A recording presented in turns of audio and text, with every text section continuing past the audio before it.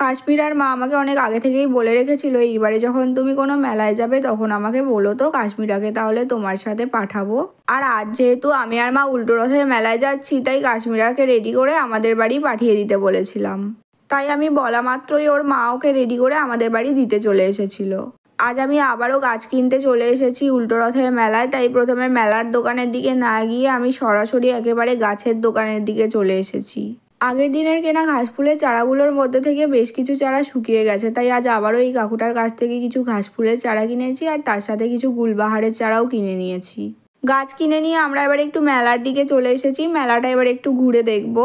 তাছাড়া কাশ্মীরার মা একটা আর্টিফিশিয়াল ফ্লাওয়ার ভাস কেনার জন্য কিছু টাকাও দিয়েছিল আর কাশ্মীরার এটাও পছন্দ হয়েছে, তো এটাই কিনে দিয়েছি ওকে। আর আমার কাছ থেকে কি নেবে জিজ্ঞাসা করায় একটা চাবির রিং নিয়েছে। মেলা আমাদের ঘোরা হয়ে গেছে, তাই এখন চলে এসেছি আইসক্রিম খেতে। আর আজ আমরা নিয়েছি ম্যাঙ্গো কুলফি। মেলার বেশিরভাগ দোকান খোলা থাকলেও কিছু দোকান দেখছি এখনো বন্ধই আছে, বিকালবেলা খুলবে হয়তো। যাই হোক, আমাদের যা যা নেওয়ার ছিল আমরা নিয়ে নিয়েছি আর এখন ওখান থেকে বেরিয়ে সোজা আমরা একটা টোটো ধরে নিয়েছি। টোটো থেকে নেমে আমি বাড়ি না গিয়ে কাশ্মীরাকে প্রথমে ওর বাড়ি দিতে যাচ্ছি। নদী পেরিয়ে চলেছি আমরা।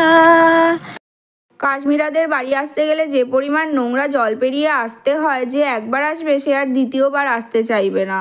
কাশ্মীরাকে বাড়ি দিতে যাবার পর ওর মা ব্যাগ দিয়ে ওকে আবার আমাদের বাড়ি পড়তে পাঠিয়ে দিয়েছে। এর মধ্যেই আবার সোমা কাকিমা এসে কি কি গাছ কিনেছি দেখছে।